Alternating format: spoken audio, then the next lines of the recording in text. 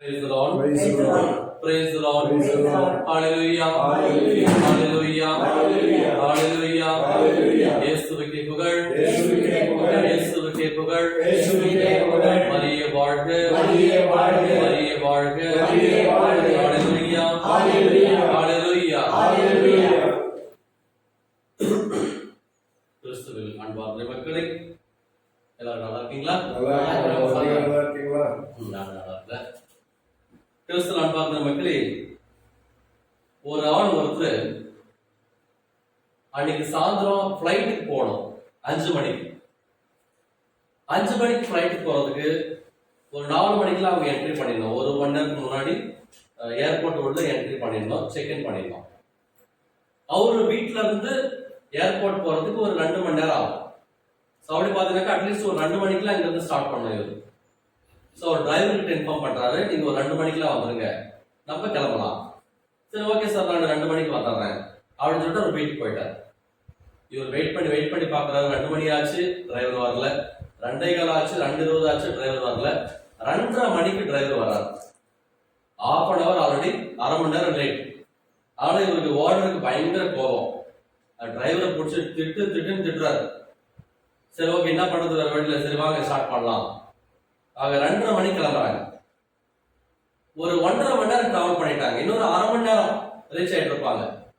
அந்த நேரம் பார்த்து பஞ்சர், கார் டயர் பஞ்சர் ஆயிடுச்சு. என்ன பண்றது தெரியல. வெளியே வந்துட்டு மறுபடியும் டிரைவரை திட்டுன்னு பயங்கரமா திட்டுறாரு. நீ சரியா பார்க்க மாட்டுற, சரியா கவனிக்க மாட்டுற, ஆல்ரெடி பஞ்சர் ஆயிடுச்சு, முன்னாடியே சரியா பார்த்துருக்கணும் அப்படின்னு பயங்கரமா திட்டுறாரு. அப்படி திட்டிட்டு இருக்கும் பொழுது ஆக்சுவலா அது வந்து ஒரு காட்டு வழி, எதுவும் வண்டிகள்லாம் அதிகமா வராது.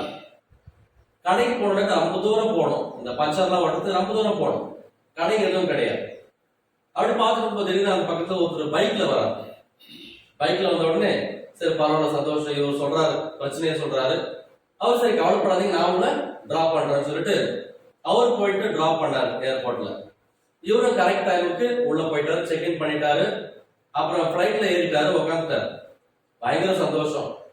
அப்ப அவரு சொல்றாரு ஒரு வார்த்தை, கடவுளா பார்த்து, கடவுளா அந்த பைக்காரன் வந்து எனக்கு உதவி செஞ்சான். அவன் மட்டும் வந்து நடக்கிற பிளைட்ல ஏறிக்க முடியுமா? ஏறிக்க முடியாதுல்ல. கடவுளா பார்த்து எனக்கு உதவி பண்ணாரு, கடவுள் ரூபத்துல அந்த பைக்காரன் வந்து எனக்கு உதவி பண்ணான். சந்தோஷம். அப்புறம் பிளைட் ஸ்டார்ட் ஆயிடுச்சு. ஒரு 10 நிமிஷம் பிளைட் போயிட்டே இருந்துச்சு. திடீர்னு அந்த பைலட் ஒருத்தர் அனௌன்ஸ்மெண்ட் பண்றாரு. பைலட் என்னன்னா, நம்மளுக்கு இன்ஜின்ல 2துலயுமே பிரச்சனை ஆகி போச்சு, என்ன பண்றதுன்னு தெரியல, பிளைட் எப்போ வேணாலும் கீழே விடலாம், நீங்க உங்களுக்கு கடவுள்கிட்ட நீங்க வேண்டிக்குங்க. அப்ப அவர் சொல்றாரு, அவர் உட்காந்து அவர் நினைக்கிறாரு, காலையிலேயே கடவுள் லேட்டா டிரைவர் வர வச்சாரு, அப்ப எனக்கு புரியல. பஞ்சர் ஆயிடுச்சு, அப்ப எனக்கு புரியல. ஆனா சைத்தான் வந்து இந்த பைக்ல எனக்கு டிராப் பண்ணி என் வாழ்க்கையை நாசம் பண்ணிடுச்சு அப்படின்னு சொல்லிட்டு சொன்னார்.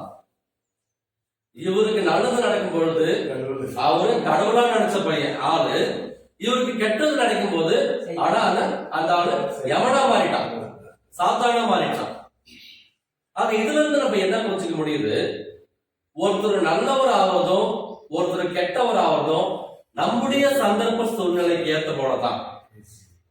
மற்றபடி யாரும் அவங்களும் ஆட்டோமேட்டிக்கா கெட்டவங்க ஆகுறது இல்ல, ஆட்டோமேட்டிக்கா நல்லவங்க ஆகுது இல்ல. நம்முடைய சந்தர்ப்ப சூழ்நிலைக்கு ஏற்ற போல ஒருத்தர் நல்லவராகவும் ஒருத்தர் கெட்டவராகவும் நாம மாத்திக்கிறோம். ஆனா கடவுள் இந்த உலகத்துல படைக்கும் போது யாரையும் கெட்டவன் சொல்லி படைக்கவே இல்லை.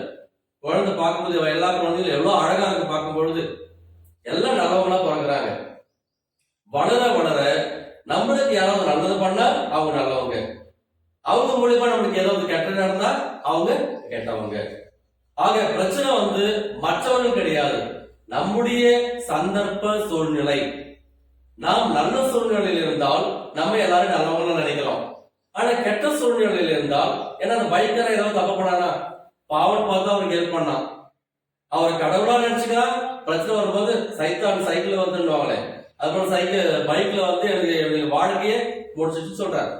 ஆக நம்முடைய சந்தர்ப்ப சூழ்நிலை எந்த நிலைமையில் நாம் இருக்கிறோம். ஏன்னா மத்தவங்களை வந்து குறிப்பிட்ட அவங்கள வந்து நம்ம ஜட்ஜ் பண்ண முடியாது, தீர்ப்பிட முடியாது. அவங்க யாரு, அவங்க எப்படிப்பட்டவங்கன்றத நம்ம ஒரு பார்க்கும் பொழுதோ, இப்ப அவங்களோட ட்ரெஸ் பார்த்தோ, அவங்களுடைய வெளியில அடையாளத்தை பார்த்தோ அவங்க யாருன்றதை நம்ம முடிவு பண்ண முடியும். அது பாருங்க, நேற்று நட்சத்திரம் பாருங்க, நம்ம யார் மேலே கோவப்படக்கூடாது, சினம் கொள்ளக்கூடாது, முட்டாள்னு சொல்லக்கூடாது. ஏன்னா எனக்கு தெரியாதது அவருக்கு தெரியும், அவருக்கு தெரியாதது எனக்கு தெரியும். என்னை விட ஒரு படி சில விஷயத்த அவருக்கு அதிகமா தெரிஞ்சிருக்கும். ஆக ஒருவரை நாம் முட்டாள்னு சொல்லவோ, அறிவில்லாதவன்னு சொல்லவோ நம்மளுக்கு ரைட்ஸ் கிடையாது. அன்பார்ந்த மக்களை, நம்முடைய வாழ்க்கையில் எல்லா சந்தர்ப்ப சூழ்நிலைகளிலும் கடவுள் நம்மோடு இருக்கிறார் என்ற ஒரு நம்பிக்கை நமக்கு இருக்க வேண்டும். ஏன்னா இது வந்து ரெண்டு வழி, ரெண்டு பாதை. ஒண்ணு கடவுள் மேல இருக்கிற அன்பு, இன்னொன்னு மக்கள் மேல இருக்கிற அன்பு. ஒண்ணு இருந்துட்டு ஒண்ணு இல்லைனாலும் பிரயோஜனம் இல்லை, இது இருந்துட்டு இது இல்லைனாலும் பிரயோஜனம் இல்லை. Love of God, love of people. கடவுள் மீது அன்பு வைத்திருக்க வேண்டும், மக்கள் மீது அன்பு வைத்திருக்க வேண்டும், ரெண்டுமே இருக்கணும். ஆனா அதே போல இந்த தவ காலத்துல இன்னும் ஒரு முக்கியமான விஷயம் இருக்குது. பவுல் சொல்ற போல விசுவாசமும் இருக்கணும், செயலும் இருக்கணும். விசுவாசம் மட்டும் நம்ம வந்து திருப்பணிக்கு போறோம், ஜபம் பண்றோம், அது மட்டும் பண்ணிட்டு வெளியில போயிட்டு கெட்ட கெட்ட வார்த்தையா பேசுறது, அப்படி பேசும்போது ஒரு பிரயோஜனமும் கிடையாது. அதுவும் முக்கியமா கோவப்படக்கூடாதுன்னு சொல்லிட்டு நேற்று கூட நம்ம பைபிள்ல வாசிச்சோம். நற்செய்தி வாசத்துல சினம் கொள்ளக்கூடாது. ஆனா விவிலியத்துல போட்டிருக்குது, சரியான விஷயத்துக்கு கோவப்படலாம், ஆனா கோவப்படும் போது பாவம் பண்ணக்கூடாது. கெட் ஆங்கிரி பட் டோன்ட் சின். சரியான விஷயத்துக்கு கோவப்படு, ஆனா கோவப்படும் போது பாவம் பண்ணாது. நம்மள சில பேரு சண்டை போடுவோம், கோவம் வந்துடும், சண்டை போடுவோம், அப்படியே சரளமா பச்சை பச்சையா கிரீனா பேசுவாங்க, கெட்ட வார்த்தை வந்துடும். அப்ப யாரும் கேட்டாங்கன்னாக்க கோபத்துல தெரியாம கெட்ட வார்த்தை பேசிட்டேன். நல்ல விஷயத்துக்கு கோவப்படும் தப்பு இல்லை, ஆனா கோபத்துல தப்பு பண்ணிடாத, பாவம் பண்ணிடாத சொல்லிட்டு விவிலியத்தில் கூறப்பட்டிருக்கிறது. அதுவும் பாருங்க, இயேசு கிறிஸ்து கூறுகிறார், உங்களுடைய நெறிகள் பரிசேயர்கள் சதிசேயர்களுடைய நெறியை விட அதிகமாக இருக்க வேண்டும். அப்படின்னாக்கா என்ன அர்த்தம்? இந்த பரிசேயர்கள் சதிசேயர்கள் ரூல்ஸை கரெக்டா ஃபாலோ பண்ணாங்க. ஆனா ரூல்ஸை ஃபாலோ பண்றது மட்டும் நம்மளுடைய குறிக்கோள் கிடையாது. கிறிஸ்தவர்கள் பூசைக்கு போறேன், நன்மை வாங்குறேன், பாவ சங்கீதம் பண்றேன், எல்லாம் முடிச்சு போச்சா? கிடையாது. நாம பூசைக்கு போறோம்ன்றதால மட்டும் நம்ம கிறிஸ்தவங்கள ஆக முடியாது. மாறாக நம்முடைய உள்ளம் எப்படி இருக்கிறது, நம்முடைய மனது எப்படி இருக்கிறது. இந்த பரிசேயர்கள் அப்படிதான் வெளியில வந்து கரெக்டா இருந்தாங்க வெளியில, ஆனால் அவர்கள் உள்ளுக்குள்ளாக அவர்கள் சரியாக இல்லை. அத இயேசு கிறிஸ்து பார்த்து, வெளிவேடக்காரர்களை வெளியில மட்டும் நீங்க சுத்தமா வச்சுக்கிறீங்க எல்லாத்தையும், ஆனால் உள்ளில் உங்களுடைய மனது சரியாக இல்லை, இருளாக இருக்கிறது. அத கல்லறையின் எலும்புகள் எப்படி இருக்குதோ அப்படிதான் உங்களுடைய உள்ளம் இருக்குது. முதல்ல உள்ள இருக்கிற உள்ளத்தை, மனதை சுத்தமா வச்சுக்கோங்க, ஆட்டோமேட்டிக்கா வெளியிலுமே சுத்தமாயிடும் சொல்லிட்டு இயேசு கிறிஸ்து சொல்லியிருக்கிறார். ஆக பாருங்க, அவங்க ரூல்ஸை ஃபாலோ பண்றாங்க. இப்போ ஒரு இடத்துக்கு போயிட்டு இருக்கிறாங்க, ஞாயிற்றுக்கிழமை முக்கியமான நாள். அன்னைக்கு அதிகமான வேலையை அவங்க பண்ண ரூல்ஸ் எல்லாம் போட்டிருக்காங்க. யாராவது ஒருத்தர் திடீர்னு தவறி கிணத்துல விழுந்துட்டாங்க, இவங்க என்ன பண்ணுவாங்க? ஹெல்ப் பண்ண மாட்டாங்க, ஏன்னா ரூல்ஸை ஃபாலோ பண்றாங்க. ஒரு இடத்துக்கு வந்து கோயிலுக்கு வந்து பலி ஒப்பு கொடுக்கறதுக்கு போறாங்க. போற வழியில ஒருத்தர் ஆக்சிடென்ட் ஆயிட்டு கீழே விழுந்து கிடக்கிறார், ரத்தம் போயிட்டு இருக்குது. அவர் போய் தொட்டு தூக்கி ஆஸ்பத்திரி கொண்டு போக மாட்டாங்க, ஏன்னா ரூல்ஸ். அவங்களை தொட்டாக்க தீட்டாயிடும், தீட்டாச்சுனாக்க பலி ஒப்பு கொடுக்க முடியாது, அதனால அவங்களை தொடவே மாட்டாங்க. ஆக அவங்களுடைய மனசுக்குள்ளாக அன்பு இல்லை, கருணை இல்லை, பாசம் இல்லை, ஒருத்தருக்கு உதவி பண்ற ஒரு தன்மை கிடையாது. ஆனா ரூல்ஸை ஃபாலோ பண்ணி என்ன பிரயோஜனம்? ஒரு பிரயோஜனமும் கிடையாது. அதே போல வெளியில போகும்பொழுது அவர்களுடைய திறமையை வைத்துக் கொண்டு அவர்கள் மற்றவங்க கிட்ட பேசுவாங்க. அவருடைய திறமை, மற்றவங்க எல்லாம் ரப்பின்னு கூப்பிடணும், ஆசிரியர் என்று கூப்பிட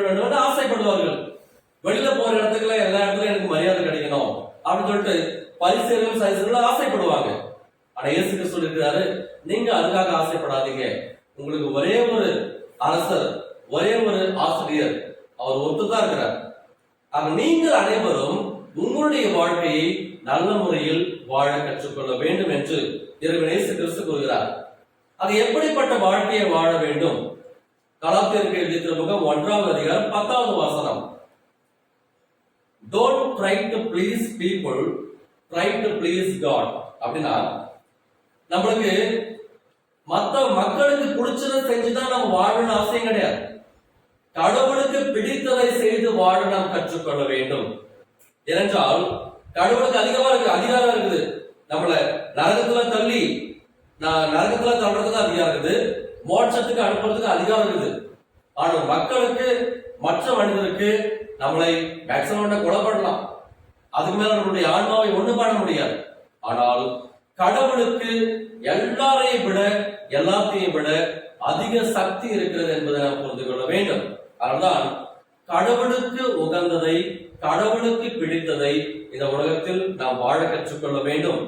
அது பாத்தீங்கன்னாக்கா இந்த 2 முக்கியமான வார்த்தைகளை இறைவன் இயேசு கிறிஸ்து குறிப்பிடுகிறார். நீதி, நேர்மை. இந்த 2 விஷயங்களை நம்முடைய வாழ்க்கையில் கடைபிடித்தோம் என்றால் நம்முடைய பாவங்கள் மன்னிக்கப்பட்டு நாம் வாழ்வோம். நாம் வாழ்வோம் என்று குறிப்பிடப்பட்டிருக்கிறது. அதுக்கு ஆப்போசிட் என்ன போட்டிருக்குனாக்கா, துரோகம் செய்வது மிக மிக பெரிய தவறு. துரோகம் செய்வது, நம்ம சில பேர் சொல்லுவாங்க, ஆளுங்க நம்ப வச்சு கழுத்து அறுத்துட்டான், நான் அவனை எவ்வளவு நம்பினேன், ஆனா கடைசியில துரோகம் பண்ணிட்டான் அப்படின்னு சொல்லிட்டு சொல்லுவாங்க. ஆக அப்படி துரோகத்திற்கு உண்டான வாழ்க்கையை நம்முடைய வாழ்க்கையில் நாம் வாழக்கூடாது. மாறாக நீதி, நேர்மை என்ற நல்ல பண்புகளை நம்முடைய வாழ்க்கையில் கடைபிடிக்க வேண்டும். ஆக மக்களை, தவ காலத்திலே இந்த ஒரு முக்கியமான ஒரு வார்த்தையை நாம் நினைவில் கொள்வோம். பரிசேயர்கள் சதிசேயர்களை விட உங்களுடைய அறநெறிகள், நெறிகள் இன்னும் அதிகமாக இருக்க வேண்டும். நம்முடைய பேச்சாக இருந்தாலும் சரி, நம்முடைய செயல்களாக இருந்தாலும் சரி, நம்முடைய எண்ணங்களாக இருந்தாலும் சரி, வெளிப்படையில் இருப்பதை விட நம்முடைய உள் மனதிலே கடவுளுக்கு எந்த அளவுக்கு உகந்த மனிதர்களாக நாம் வாழ்கிறோம் என்பதை யோசித்து பார்ப்போம். கடவுள் நம்மையும் நம்முடைய குடும்பங்களையும் நிறைவாக ஆசீர்வதிப்பார். இன்னும் அதே விதமாக இன்றைய நாளிலே சிஸ்டர் பிரேமா ஆண்டனி அவருக்காக நாம் உருக்கமாக மன்றாடுவோம். இது அவருக்கு கிட்னி பிரச்சனை இருக்கிறது. இறைவன் தன்னுடைய திரு ரத்தத்தால் அவரை தொட வேண்டும் என்றும், கழுவ வேண்டும் என்றும், அவரை ஆசீர்வதிக்க வேண்டும் என்றுமே இந்த நேரத்தில் அவருக்காக நாம் உருக்கமாக மன்றாடுவோம். அதே போல ஃபாதர் காணிக்கராஜ் அவருக்கும் இறைவன் தொடர்ந்து நல்ல உடன்புள்ள ஆரோக்கியத்தை கொடுக்க வேண்டும் என்றும் இந்த இருவருக்காகவும் நம்முடைய கரங்களை உயர்த்தி இறைவனிடம் இவர்களுக்காக நாம் பரிந்து பேசி மன்றாடுவோம். Praise the Lord, praise the Lord, hallelujah, hallelujah, hallelujah, ஆண்டவரே ஆசீர்வதியும் ஆண்டவரே, நல்ல உடன்புள்ள ஆரோக்கியத்தை ஆண்டவரே, ஒவ்வொருவரையும் ஆசீர்வதியும் ஆண்டவரே, இதோ தொட்டு குணப்படுத்தும் ஆண்டவரே, உங்களுடைய திரு ரத்தத்தால் அவர்களை கழுவும் ஆண்டவரே, சோதரமாப்பா, நன்றி ஆண்டவரே, நன்றி ஆண்டவரே. Praise the Lord, praise the Lord, praise the Lord, hallelujah, hallelujah, hallelujah. அதே போல வாரம் இங்கு வந்து நமக்கு இந்த சிறிய தியானத்தில் பங்கு கொண்டு இதை வழிநடத்துகின்ற brother Satish brother, brother Pathiraj, brother Antony Bhaskar, brother Stephen அவருடைய எல்லா குடும்பங்களையும், அவருடைய குடும்பத்தில் இருக்கின்ற ஒவ்வொருவரையுமே இறைவன் தொடர்ந்து ஆசீர்வதிக்கும்படியாகவும், இவர்கள் ஒவ்வொருவருக்கும், அவர் குடும்பத்தார் அனைவருக்குமே நல்ல உடல் உள்ள ஆரோக்கியத்தை கொடுக்கும்படியாகவும், அவர்கள் செல்லுகின்ற எல்லா இடங்களிலும் அவர்கள் முன்னும் பின்னும் மேலும் கீழும் இருந்து இறைவன் பாதுகாத்து ரட்சித்து வேண்டும் என்றும், மேலும் அவருடைய கருத்துக்கள் நிறைவேற வேண்டும் என்றும், குடும்பத்தில் இருக்கின்ற ஒவ்வொருவரையும், அவருடைய பிள்ளைகள், பேர பிள்ளைகள், அவருடைய குடும்பத்தார் ஒவ்வொருவரையுமே இறைவன் தன்னுடைய திரு ரத்தத்தால் கழுவி ஆசீர்வதித்து புனிதப்படுத்த வேண்டும் என்று அவர்களுக்காக கரங்களை உயர்த்தி நாம் இந்த நேரத்தில் உருக்கமாக மன்றாடுவோம். Praise God, praise God, praise God, hallelujah, hallelujah, hallelujah, hallelujah, hallelujah, hallelujah, praise God, praise God, praise God, praise God, hallelujah, hallelujah. இன்னும் விசேஷமாக இதோ இந்த பதிவை பார்த்து கொண்டிருக்கின்ற அநேக குடும்பங்கள், அநேக மக்கள் கஷ்டத்தில் இருக்கிறார்கள். அநேக மக்கள் கடன் பிரச்சனையில் மாட்டிக்கொண்டு வெளியில் வர முடியாமல் தவித்துக் கொண்டிருக்கிறார்கள். கடன் பிரச்சனை எப்பொழுது முடியுமோ என்று ஒரு கனவோடு வாழ்ந்து கொண்டிருக்கிறார்கள். அநேக மக்களுக்கு நோய்வாய்ப்பட்டு ஆஸ்பத்திரியில் லட்சக்கணக்கில் பணத்தை கொட்டிக் கொண்டிருக்கிறார்கள். இது அநேக மக்கள் குடும்பங்கள் பிரிந்து வேறு வேறு இடத்தில் இருக்கிறார்கள். சிறிய சிறிய குழப்பங்களினாலும் சிறிய சிறிய மன ஒற்றுமை இல்லாதனாலும் குடும்பங்கள் பிரிந்து கிடக்கிறார்கள். இது அநேக இளைஞர்கள் கெட்ட வழியில் கெட்ட விஷயங்களுக்கு அடிமைப்பட்டு கெட்ட வாழ்க்கையை வாழ்ந்து கொண்டிருக்கிறார்கள். இதோ இந்த பதிவை பார்த்துக் கொண்டிருக்கின்ற ஒவ்வொருவருக்காக ஜெபிப்போம். அவருடைய குடும்பங்கள் ஆசீர்வதிக்கப்பட வேண்டும் என்றும் அவருடைய எண்ணங்கள், ஏக்கங்கள், எதிர்பார்ப்புகள் நிறைவேற வேண்டும் என்றும் இறைவன் இயேசு கிறிஸ்து அவர்கள் ஒவ்வொருவருக்கும் குடும்பத்திற்கும் அரசராக இருந்து பரிசுத்தாவின் வழியாக அவருடைய வீட்டையும் அவருடைய வேலைகளையும் பயணங்களையும் குடும்பத்தையும் ஆசீர்வதிக்க வேண்டும் என்றும் இதோ யார் யாருக்கெல்லாம் நம்முடைய ஜப உதவி தேவைப்படுகிறதோ அவர்கள் ஒவ்வொருவரையும் ஆசீர்வதிக்க இந்த நேரத்தில் கரங்களை உயர்த்தி அவர்களுக்காக உருக்கமாக நாம் ஜெபிப்போம். Praise the Lord, praise the Lord, praise the Lord. Hallelujah, hallelujah, hallelujah. Hallelujah, hallelujah. Praise the Lord, praise the Lord, praise the Lord. Praise the Lord, praise the Lord. Hallelujah, hallelujah. Hallelujah, hallelujah. நன்றி ஆண்டவரே, நன்றி ஆண்டவரே, நன்றி ஆண்டவரே. இன்னும் அன்பார்ந்த மக்களே, இந்த ஒரு வாரமாக அநேக மக்கள் நமக்கு இந்த முதியோர் இடத்திற்கு உதவி செய்திருக்கிறார்கள். தீயமுசூரை சேர்ந்த பிரதான் அவர்கள் உணவை கொடுத்து உதவி செய்திருக்கிறார். மேலும் புஷ்பகிரியை சேர்ந்த ஆரோக்கியதாஸ் அவருடைய குடும்பத்தார்கள் மதிய உணவு கொடுத்து உதவி செய்திருக்கிறார்கள். மேலும் கஞ்சாவை சேர்ந்த ஜூல்சன் அவர்கள் இவர்களுக்கு வேண்டிய மளிகை பொருட்கள் கொடுத்து உதவி செய்திருக்கிறார்கள்.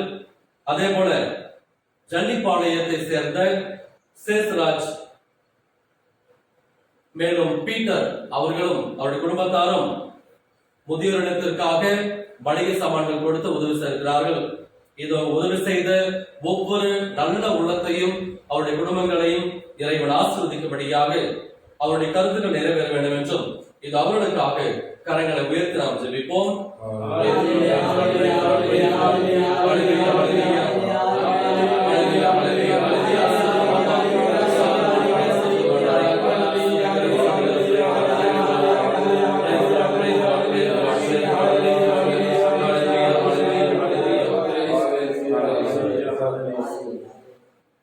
அன்பு கூறுவேன் இன்னும் அதிகமா ஆராதிப்பேன் இன்னும் ஆர்வமா அன்பு கூறுவேன் இன்னும் அதிகமா